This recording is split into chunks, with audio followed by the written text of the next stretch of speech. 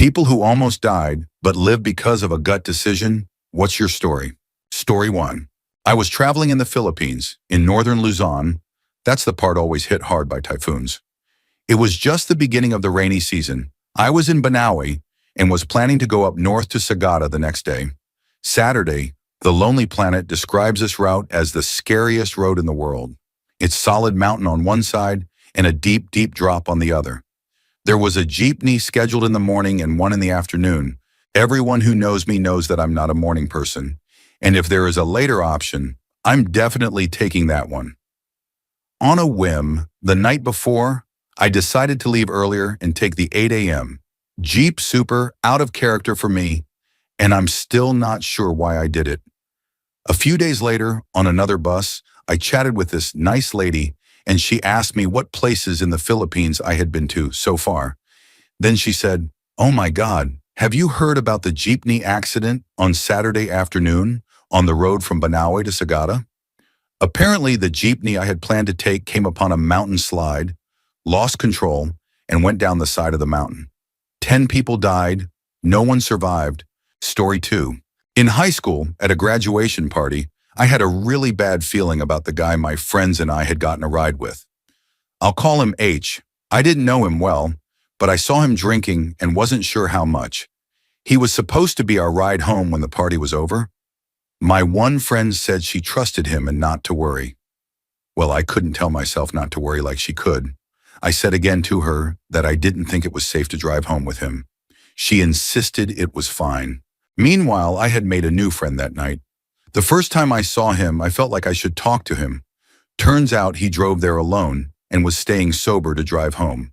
By 5 a.m., everyone was talking about grabbing after-party coffee and some snacks. People were piling into cars. I told my friend one last time that I wouldn't drive with H. I got in the car with my new friend. Knowing he was 100% sober, we pulled out onto the country road as it snaked through the trees. H came speeding out and passed us way too quickly. As we drove around the next corner, we went through a cloud of dust and debris. H's car was wrapped around a telephone pole. 2 of the 4 passengers were dead, including the kid who got in the seat I would have been in.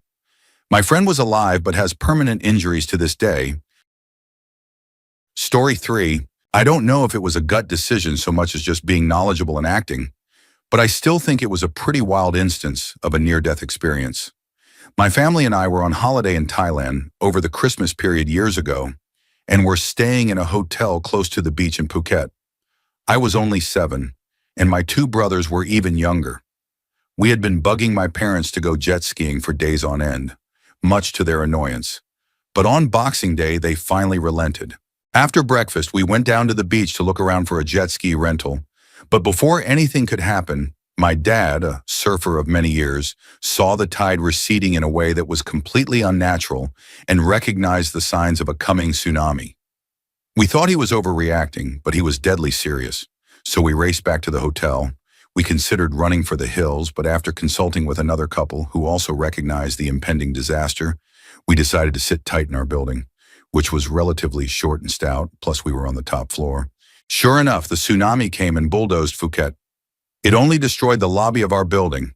We were safe. I have no doubt we all would have died if my dad hadn't known the early signs of a tsunami. We were also on Phi Phi Island a couple of days before, and if we had been there on Boxing Day instead, we might not have survived. Just an all-around crazy experience that I'm lucky to have made it out of. Story 4. I was out late one night. My car had broken down in the middle of an interchange that was so deserted. There was no one around for miles. I did what any other person would do and called a towing service. When I finally got through, it was almost 1 a.m. I decided to go take a bathroom break near some bushes when suddenly I heard some bikes approaching the car. I wanted to come out immediately and stop them for help, but my legs froze and I hesitated. From behind the bush, I saw them try to ransack the car, and apparently they were all armed. Thank goodness I remained still because these guys meant business. They fired multiple shots into the windshield and door. It was an old Toyota Hilux, so there was nothing valuable in it. They even busted all 4 wheels with bullets before getting back on their bikes and speeding off.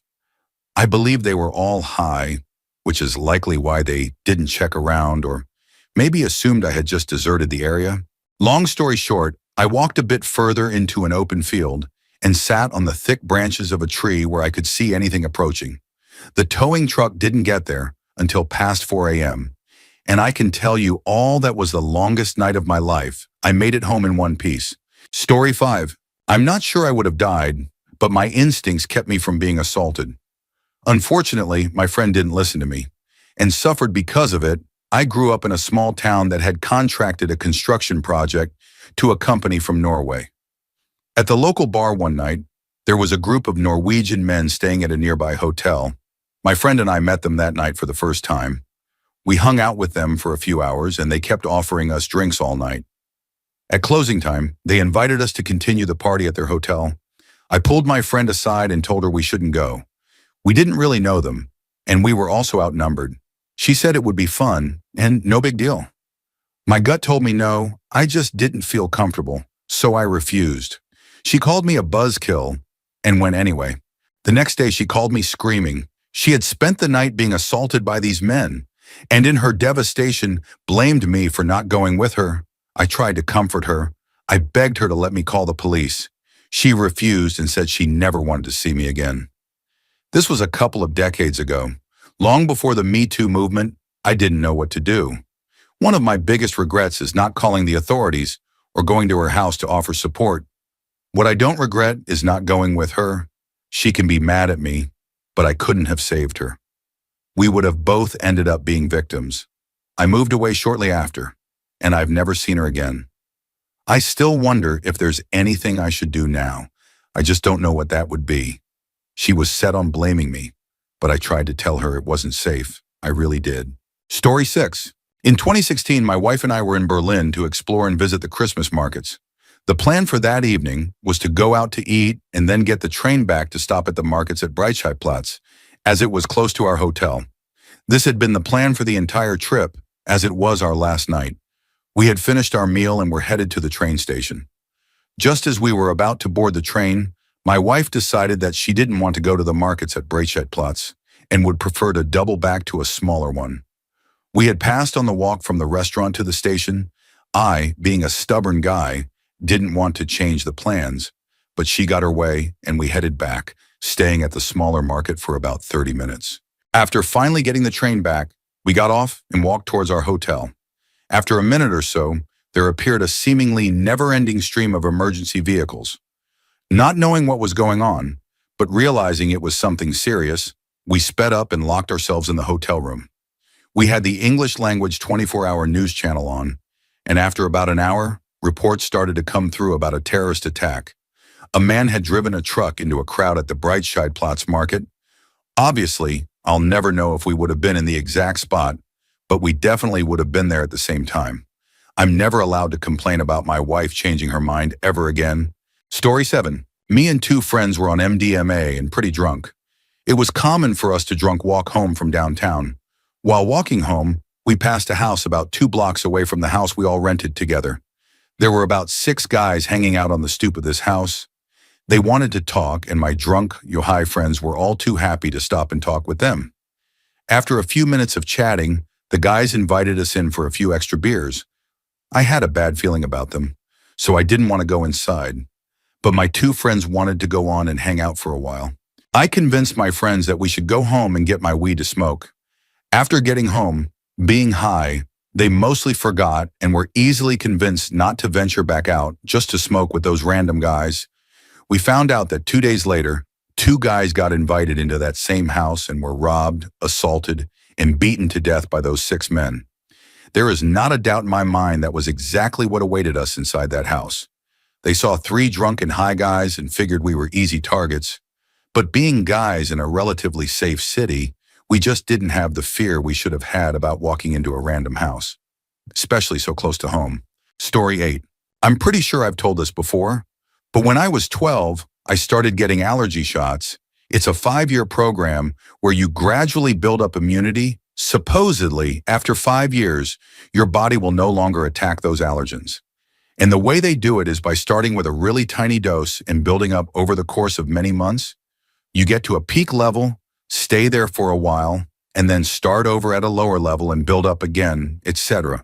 Anyway, when I was 16, so 4 years into the program, I got my shots. It was at the peak level, which I had been at for a while.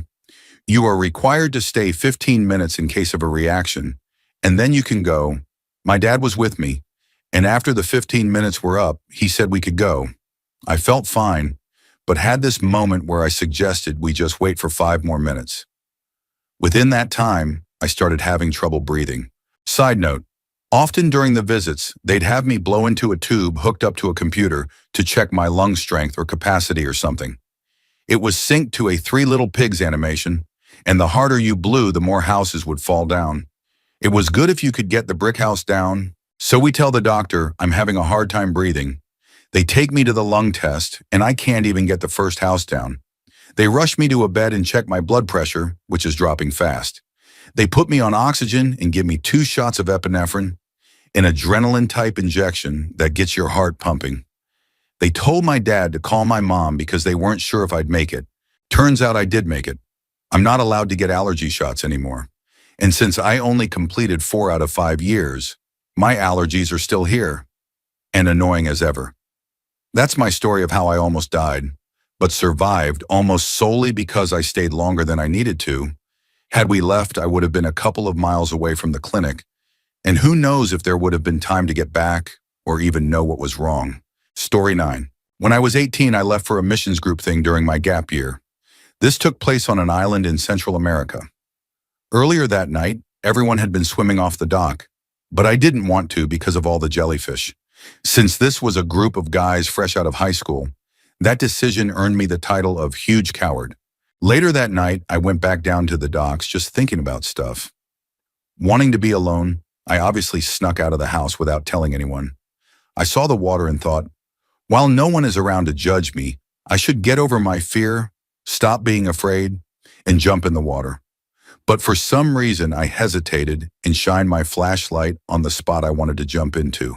There was this weird, clear, worm-looking thing I had never seen before. It wasn't exactly swimming. It was twitching erratically and gently moving with the water. I was wondering what it was when I looked around more and saw a box jelly with a missing tentacle.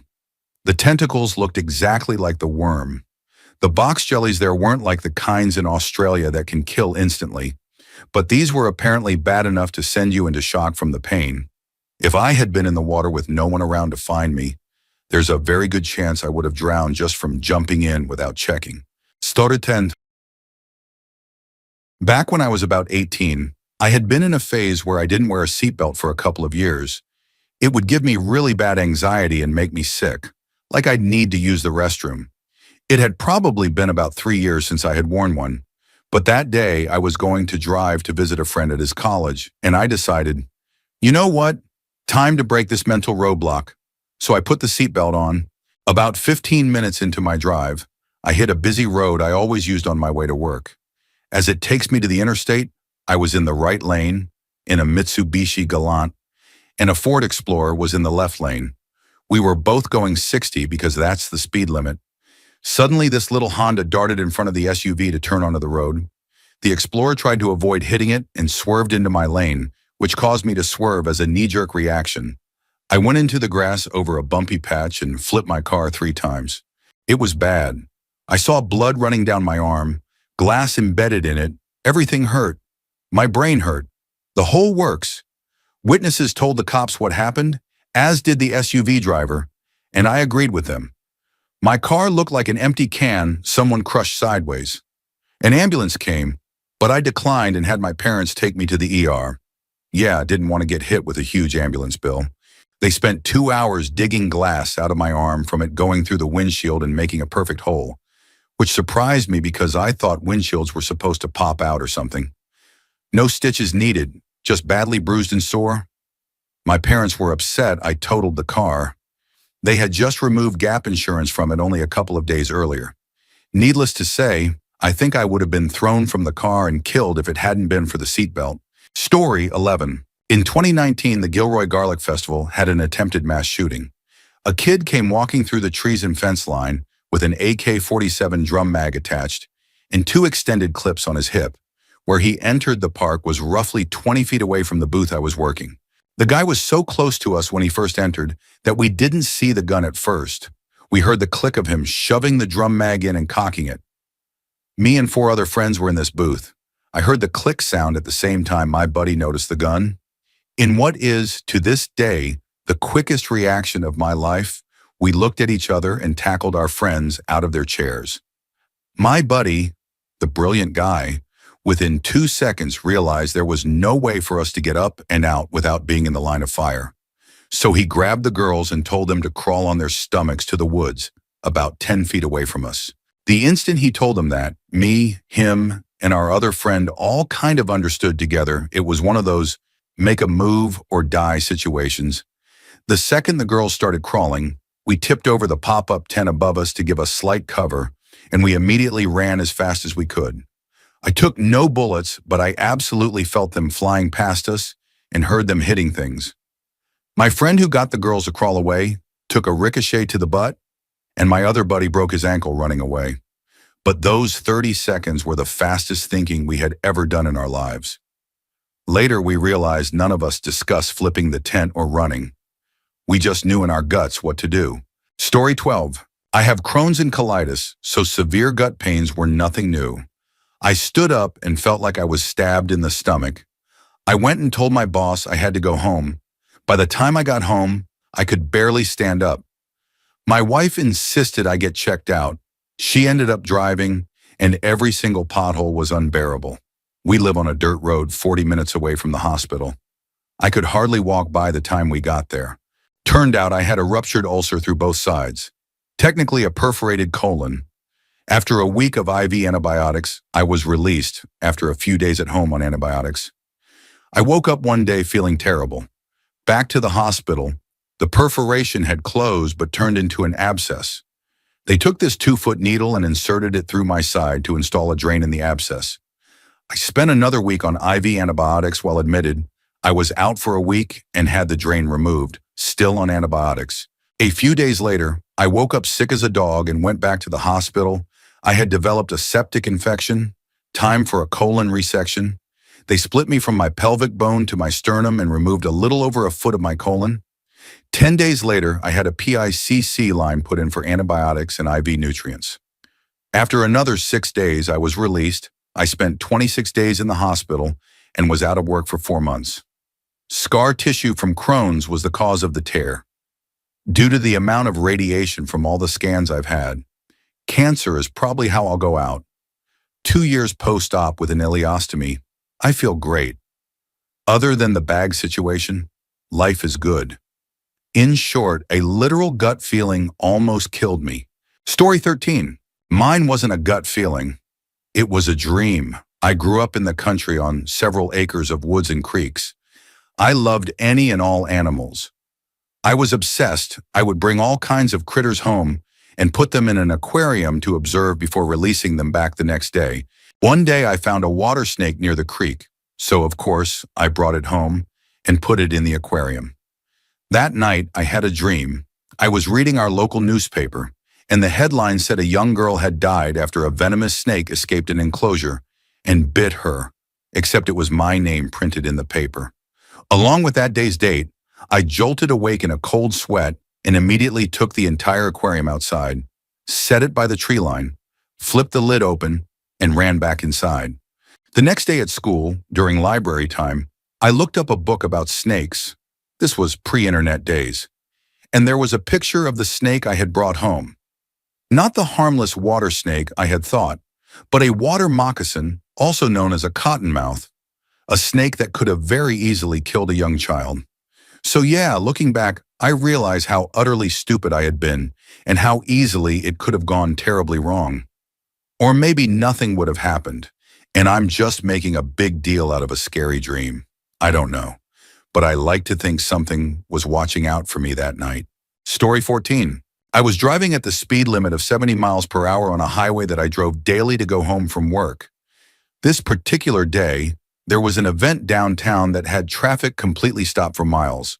There was an S-bend in the road though, so you couldn't tell until you were nearly on top of it. I tried to brake, but nothing happened. My brain short-circuited, and I kept slamming on the brake pedal, but still nothing. I was in the left lane of a 4-lane highway with very little time to spare before I nearly hit the wall of cars in front of me. The left shoulder of the road was barely wide enough for a bike, and cars were coming up the on-ramp on the right side. I noticed a small gap between the cars on the on-ramp, but it was in front of me, so I actually sped up to sneak through that gap and onto the grass beside the highway. At one point, I was over 85 miles per hour, knowing I had no brakes just to make it through that gap. I barely made it and eventually slowed to a stop on the grass. I called my friends to come help, and when they showed up 45 minutes later, I was still clutching the steering wheel with white knuckles, staring straight ahead.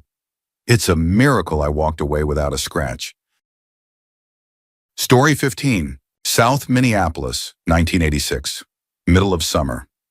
My girlfriend and I were new to the city, having come from a very small town. We lived in a small apartment building that had no security doors. There were only 8 units, and we lived on the top floor, very unsafe. There had been a string of murders in the area at the time as well. We were fast asleep, middle of the night, with the fan blasting on high, when suddenly there was loud banging on our door. I opened the door to see the police asking if we were okay. Yes. Why? There had just been a man at our door trying to break in. He matched the description of the murderer in the area. He had a crowbar in his hand wrapped in a towel. The only thing that saved us was blind luck. Since our building had no security doors, the woman who lived across the hall from us, a nurse, would have the lady who lived below us walk up to her apartment with her. One would take the front stairs, the other the back stairs. When she got to the foot of the stairs, she saw the guy at our door. "What are you doing?" she asked, seeing the crowbar in his hands. "Oh, I'm here to see the girl who lives here," he said as he stepped toward her. At that moment, the lady from downstairs came from the other set of stairs, and it frightened the guy. He ran away. This incident has haunted me for years. It is only luck that we were saved. If that guy had gotten into our unit, we would have been in serious trouble. It's only because the nurse came home at that very moment that nothing happened to me. We moved out shortly thereafter, and I'm quite sure I saw that apartment unit on the news a few months later. The lady who lived below us was attacked, and I think she died. I can't remember for sure. Sorry for the long story. I'm just glad to finally share it with someone after all these years. Story 16.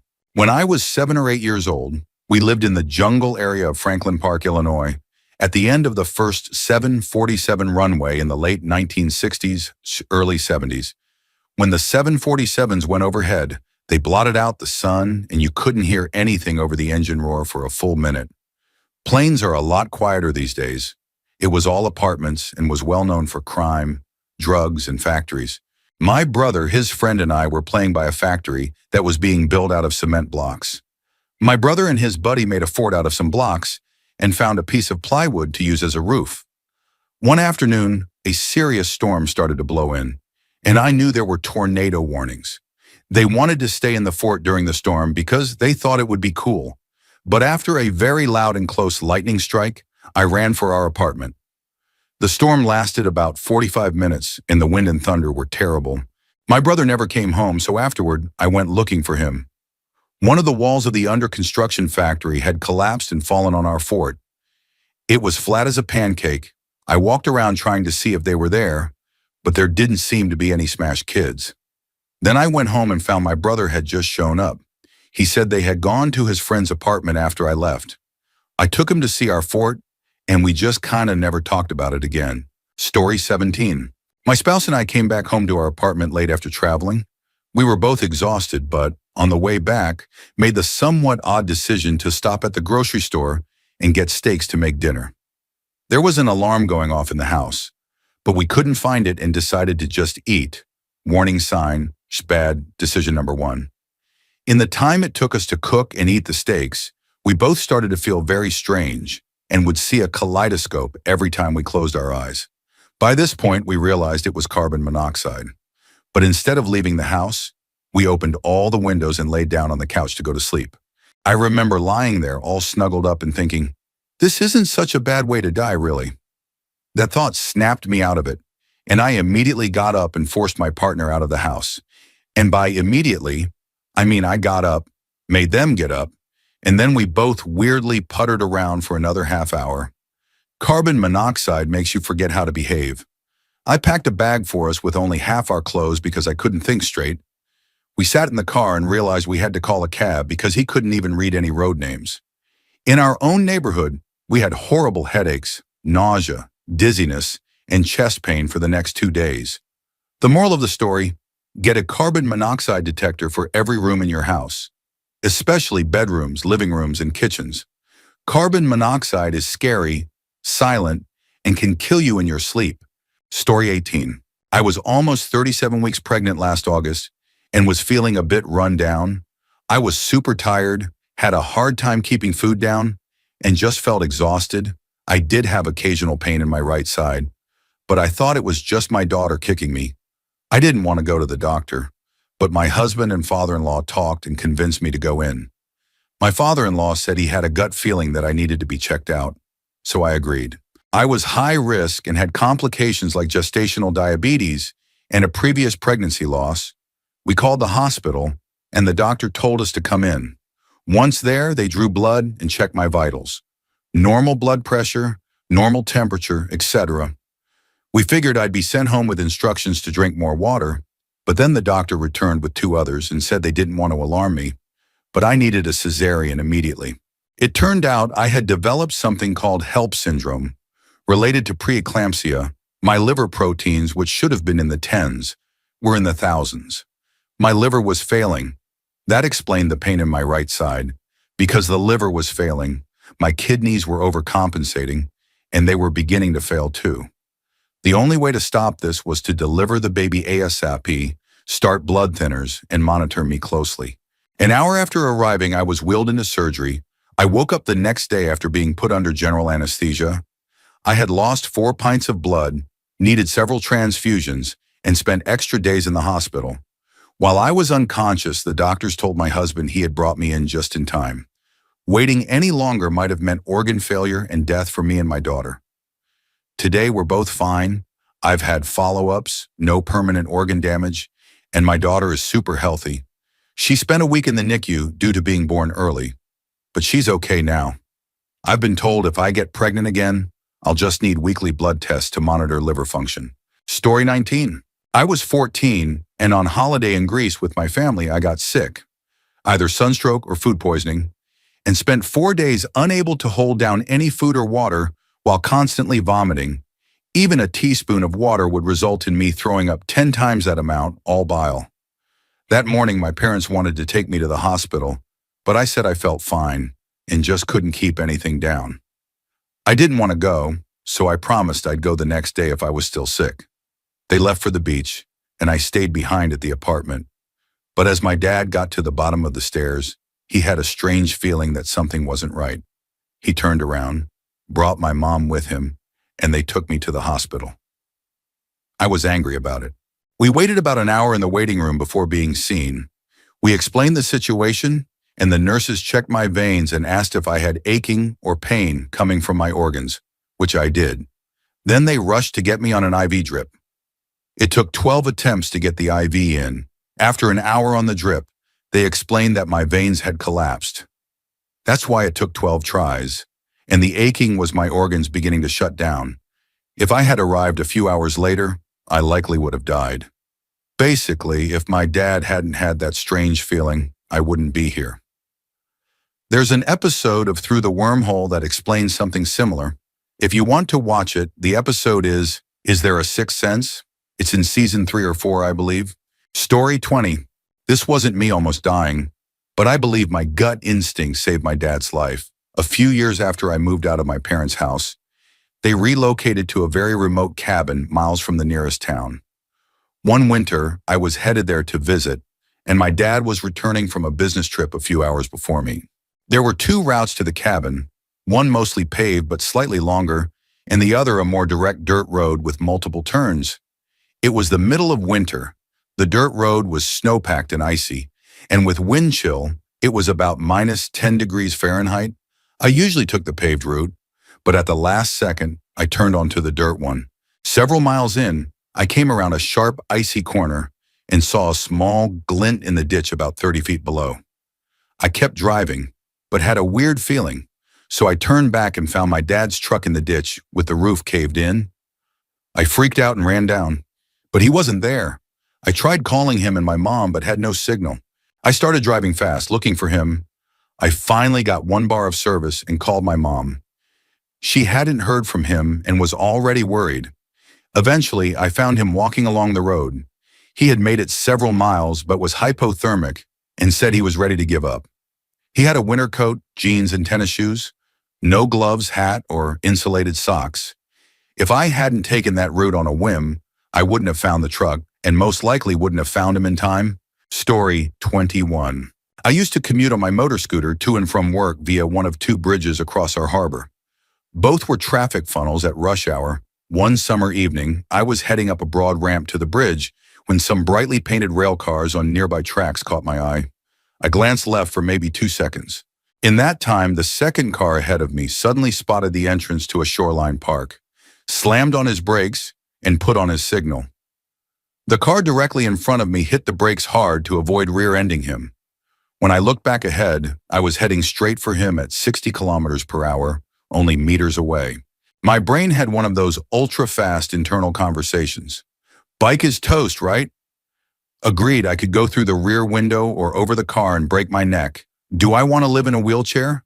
Another part of my brain shouted, "Shut up and put the bike down!" I shoved the right handlebar and the bike leaned sharply and somehow stuck the turn.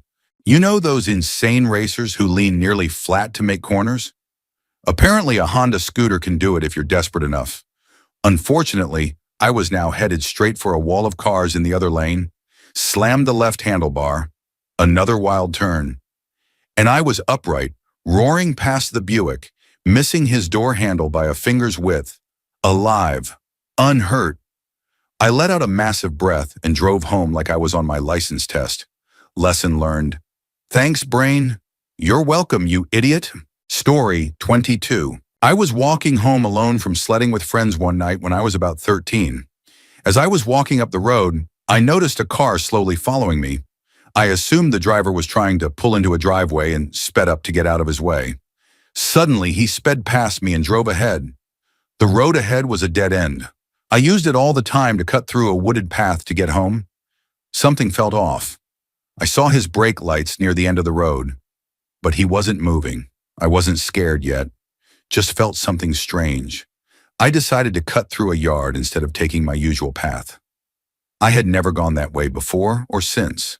My gut just told me to do it. As I went through the yards to another street in the neighborhood, I was about 150 feet from a driveway I needed to cut through to get to my backyard. Suddenly, I heard screeching tires and saw headlights. The guy was back. Now I was terrified. I was wearing awkward snow boots and snow pants, trying to run as fast as I could. I got into the neighbor's yard, just 50 more feet to my backyard. I stopped and looked back. He was sitting there at the edge of the driveway. I kept sprinting. He must have thought I was cutting through another yard because he sped off trying to intercept me. I made it into my house and told my parents. We looked out the living room window. There he was, slowly driving past our house. Would I have died? Maybe not, but I think I would have been kidnapped for sure.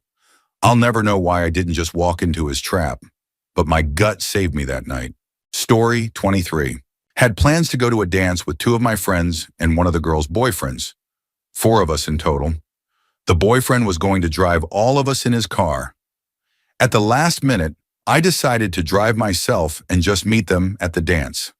I was running a bit late, and I really didn't know this guy at all. I just felt more comfortable driving myself in my own car so I could leave whenever I wanted and not worry about anyone else's plans. I called my friend to tell her, and she was fine with it. We went to the dance and had fun. I ended up leaving a bit earlier because I was called into work for 10 a.m.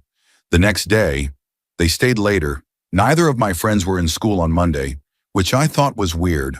Long story short, they were in a serious accident on their way home from the dance and were home recovering from their injuries, which is why they weren't in school. They were driving on a main street when a car coming from a side street didn't stop and T-boned them. The main impact was exactly where I would have been sitting had I gone with them. They were all injured. Thankfully, nothing life-threatening, but one of my friends sustained permanent damage to one of her eyes.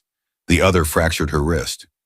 The boyfriend had only bumps and bruises, but his car was totaled. Story 24. In October of 2019, I tried to end my life. Seriously, I had hoarded my medication and took over 102 milligram hydromorphone pills, 71 Ativan, 90 plus clonazepam. I also drank 3 bottles of red wine and a large bottle of champagne. I took 30 plus Zopiclone and whatever other meds I had. I think some Seroquel was in there too. I called my ex-boyfriend and told him what I was about to do.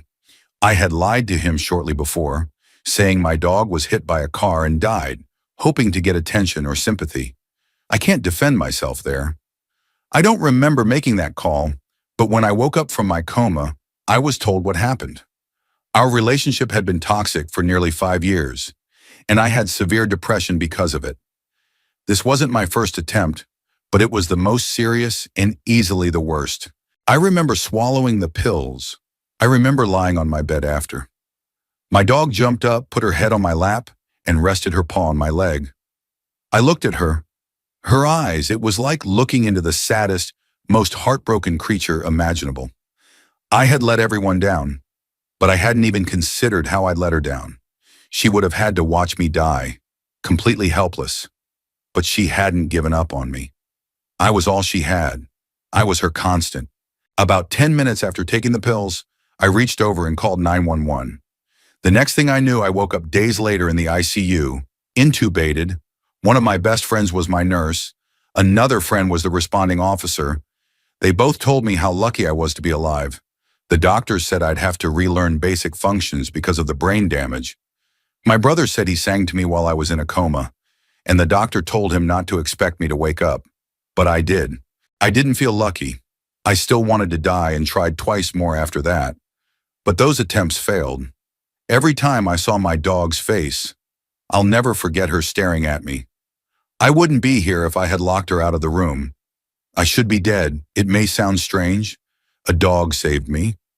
But if I hadn't had that gut reaction, I would be another victim of mental illness. Story 25. So I was really into mushrooms in my late 20s. Just regular edible ones, not psychedelic. I would often pick mushrooms that I knew were safe to eat, bring them home, prepare them, and enjoy them. One day I was out in the wild and found a patch of what looked like meadow mushrooms. I was 100% sure they were wood mushrooms, totally safe and edible. But I had this gut feeling of uncertainty, not excitement.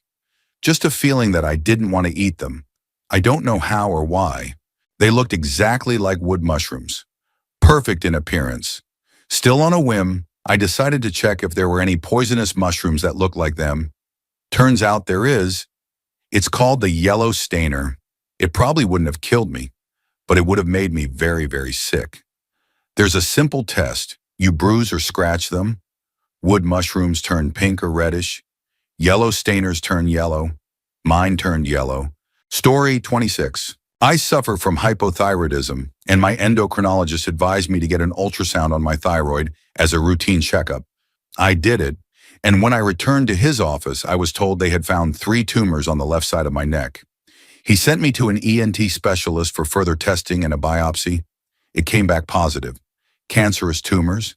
He explained the surgery, said it would be 4 hours and fairly common. The day of the procedure, that 4-hour surgery turned into 6. The surgeon saw a mass on my chest. Instead of waiting for a biopsy, he decided to remove it to avoid a second surgery and more pain.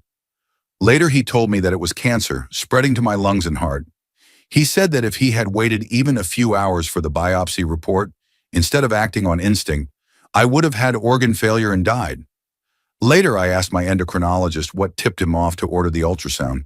He said my left side looked just a little puffy, and something told him to double check. I was lucky to have doctors who trusted their instincts and acted. I wouldn't be here without them. Story 27. Years ago, when I was in Indonesia, I planned to travel to a nearby island, but my instincts told me not to go. So I stayed in Bali. There was an earthquake on the island I wanted to visit. Bali was affected too. I broke my ankle in an unrelated accident around the same time. Several more earthquakes happened in the following days. The staff at my accommodation carried me downstairs to safety multiple times. The first time, they used a wheelchair.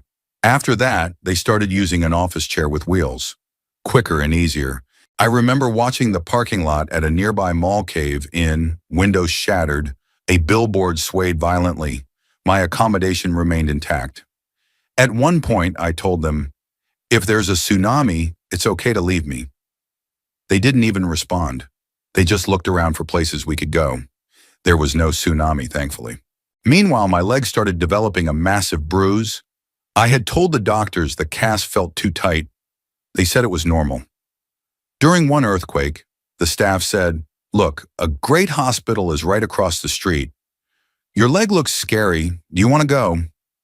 I agreed. The cast was way too tight. Dangerously so. The doctor said if it had stayed like that much longer, I could have lost my leg. Maybe even died. My leg looked horrific, deformed, bloodless, covered in welts. I considered flying back to America, but feared blood clots and the cost. Before breaking my ankle, I had booked a flight from Jakarta to Kathmandu. A girl at the accommodation said I could get surgery in Nepal. She had contacts there, it would be cheaper, and she offered help arranging it. I went. Her contacts weren't great. They took me to a hospital I didn't choose. I was vulnerable and went along. After surgery, a nurse told me I wasn't safe alone at night, that I needed someone to stay, or I could be robbed or worse. The doctors wouldn't discharge me, and the contacts refused to help. So I posted on Couchsurfing in desperation. A pharmacology student replied, well reviewed, and agreed to stay. We played board games and barricaded the door. Twice, someone tried to enter, and he yelled at them in Nepali. It wasn't the doctor or staff. The next day, no one at the hospital knew who it was. I recovered for 4 months at the only guest house in Kathmandu, with a ground floor room and easy access. I paid off the contacts and invited couch surfers over for games. I survived. This isn't a neat story, but I think about it often. So many moments where things could have gone wrong, but it worked out. I'm still in Asia during the pandemic, and I'm grateful. Story 28.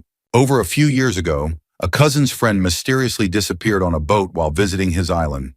His body was never found, but 2 months later, the shorts he was wearing were discovered. 3 months after that, my cousin's father decided to visit the island. He was originally from there, so my cousin and I tagged along. We couldn't get seats on the seaplane that usually goes nearby, but luckily, or maybe unluckily, a small boat was heading to the island. This boat didn't have seats. It was packed with cargo like wood, iron, and all sorts of other stuff. The weather was really good too. We were ready for the 4-hour boat ride. Everything seemed fine. Around 15 minutes after we set out to sea, the weather suddenly turned bad. We figured it was just a bit of rain. But we were very wrong. It started raining heavily, non-stop. The sea became rough, and the wind was intense.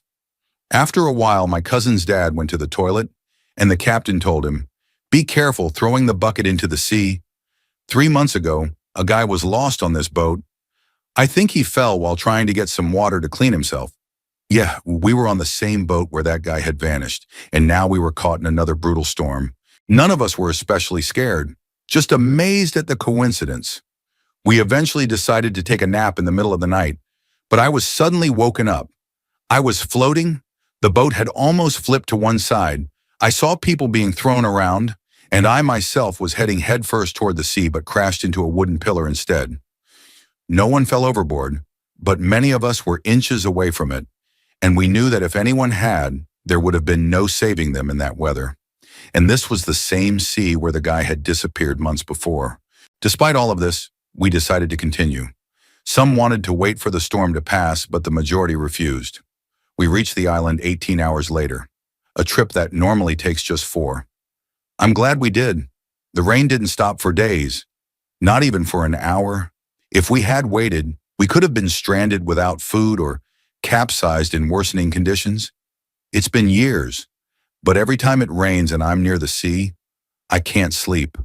I'll never forget waking up mid-storm with the raging ocean right under my face. Story 29. This just happened last month. I was driving home from visiting my mom, minding my own business on the highway. When a truck pulling a boat trailer got on, I moved into the left lane to pass him, thinking he'd take a while to pick up speed. I had cruise control set at 75 miles per hour, but he ended up going pretty fast, so I pulled behind him and kept going. After a few minutes, I felt like I was getting too close to him, so I decided to pass. Instead of slowing down, I switched lanes and for some reason bumped my speed up to 76. As I was passing, he was behind another car. I'm not sure if he planned to pass and didn't see me, or if he swerved to avoid debris. There was a chunk of tire in between lanes. I'd seen it, so I had already moved left a bit. Good thing I did. I saw the truck swerve, heard something like gravel hitting my car. I looked in the rearview mirror and saw the boat trailer veering into my lane, inches from my car. Then it swung back, I thought. That was close. And then the boat swung into the left lane again, right behind me, fully sideways. The trailer detached from the truck and flipped down the highway. If I had waited even a second longer to pass, or if I'd stayed at 75 instead of 70 going 76, the boat would have crushed me. It would have flipped my car. I want to believe the universe spared me because my pets were with me. They didn't deserve that. But honestly, I think it was my dad watching out for me. That day was a week before the anniversary of his death. I don't think my mom could have handled that. Story 30. I had a super uncomfortable pregnancy and kept going into false labor due to the extreme summer heat. About a month before I was due, I woke up in the middle of the night with what felt like more false labor pains. I tried to tough it out and even talked to the doctor on call, who seemed relaxed about it. The pain felt familiar, but I was overwhelmed with a deep, terrifying sense of doom. I couldn't explain it. I was just scared. I finally decided that even if it was false labor, I needed to see a doctor in person. I wanted someone to tell me I was okay. I drove myself to the hospital. My spouse stayed home with our 2 young kids. And by the time I arrived, I could barely walk. They rushed me from the ER to labor and delivery. Within 15 minutes, they were prepping me for surgery. My spouse had to wake the neighbor just to get to the hospital in time. My uterus had ruptured. The baby was coming out sideways like something from a horror movie. If I hadn't gone in, and if I lived more than 5 minutes from a trauma center with a NICU, neither of us would have made it. In hindsight, I should have called an ambulance. But even with that, if I'd been any farther away, one or both of us would have died. Delivering the baby took 20 minutes, extremely long for a C-section, and repairing the rupture took almost 3 hours. I was awake the whole time under spinal anesthesia.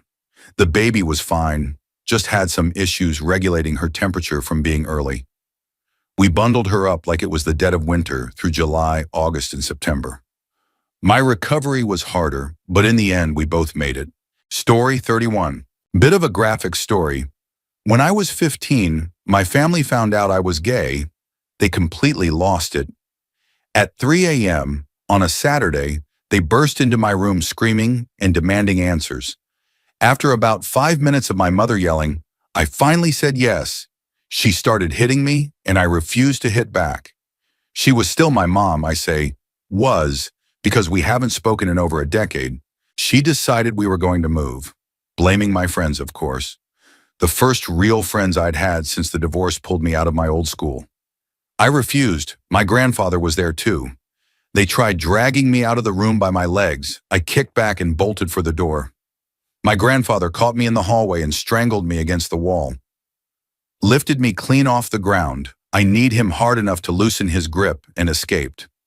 I was in boxer briefs, barefoot, in October, in Michigan.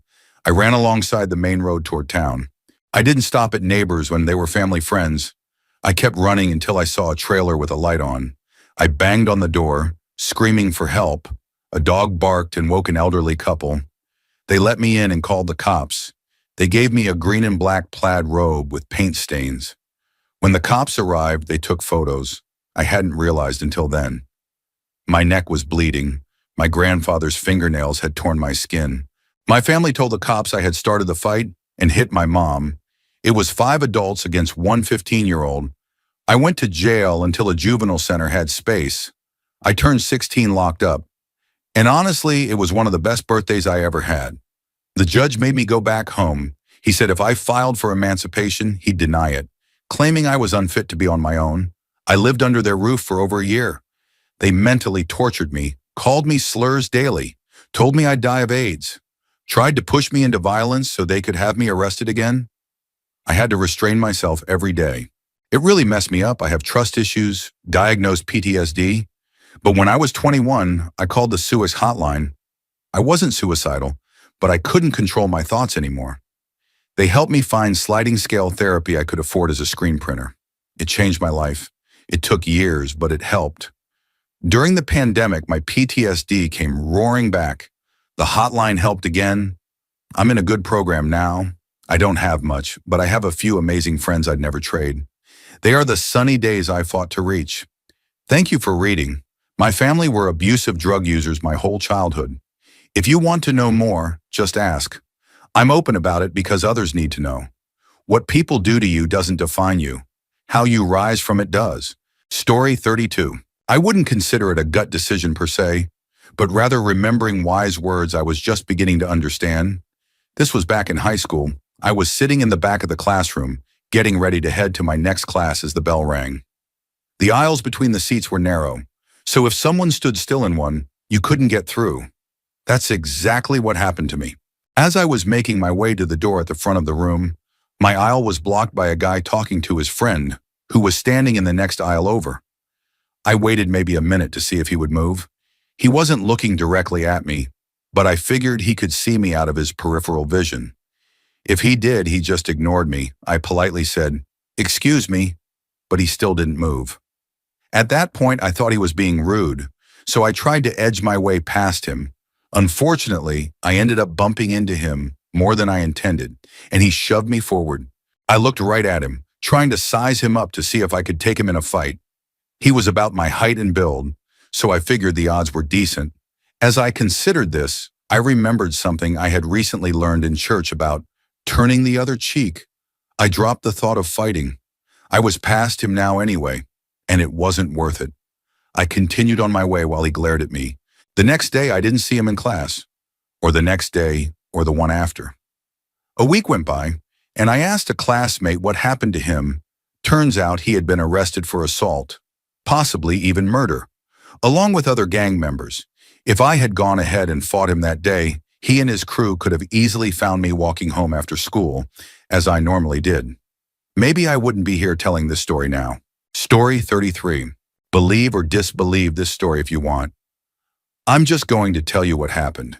If someone else told me the same thing, I'd probably have a hard time believing it too. But it happened to me. A friend and I were walking home from school. We were on a main road, not some back alley or anything.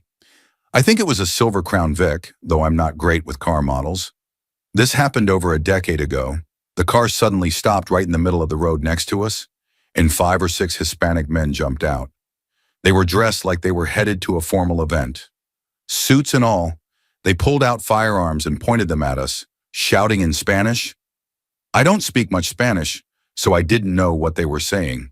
It felt like forever, but in reality, it was probably only about 3 or 4 seconds. The driver shouted something, and the men got back in the car and sped off. My decision in that moment was pretty simple. Don't move, I thought to myself. Well, we're out in the open. There's nowhere to hide. If we run, they'll shoot us. So I just stood there. Maybe they were looking for someone else and realized we weren't who they were after. There were a few suspicious deaths in the area around that time, so maybe they were connected.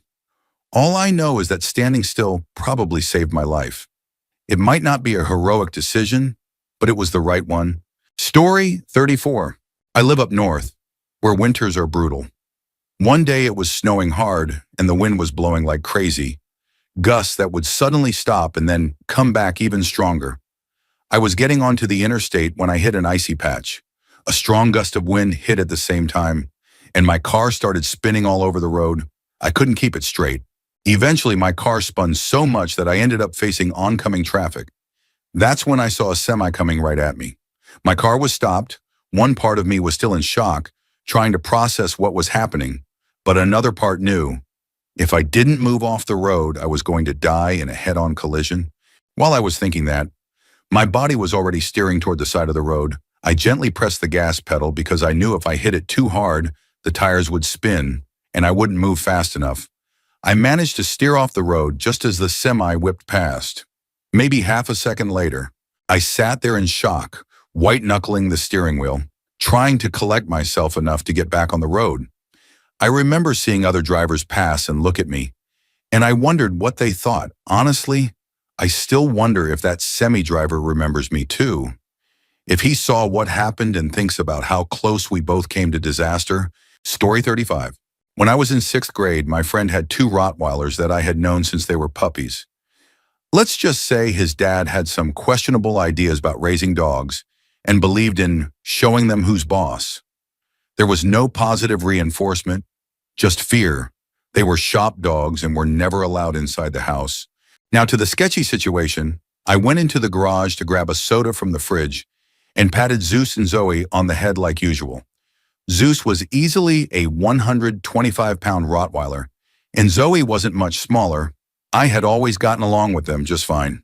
I turned around and started to open the fridge when the hair on the back of my neck stood up. I spun around to see Zeus giving me what I can only describe as a silent, sinister stare, completely motionless. That gut feeling kicked in, full force. Something was wrong. I slowly backed out of the garage, keeping eye contact with him, a pit growing in my stomach. The second I broke eye contact at the door, Zeus charged at me, snarling. There was nothing my 11-year-old self could have done to fight off a dog that size. I slammed the door and ran to tell my friend that something was seriously wrong. He shrugged it off and went to the garage to prove nothing was wrong. The second he opened the door, both Zeus and Zoe started snarling at him, and he slammed it shut in shock. Of course, his dad went in and beat the hell out of them, like he always did. 2 months later, Zeus attacked a full-grown man in that same garage and sent him to the hospital with serious injuries. If I hadn't trusted that weird gut feeling and gotten out when I did, I probably would have become a grim statistic. His dad ended up putting both dogs down and blamed the breed, not his horrible methods of raising them to be fearful and aggressive. To this day, I've seen plenty of aggressive dogs, but I've never had another dog stare at me the way Zeus did. Story 36. A few years ago, me, my mom, and my uncle were driving across the country, Nigeria. That day, there was a terror attack, and the terrorists were shooting at cars and kidnapping people. Our car got shot, swerved off the road, and crashed into some plants before flipping onto its side.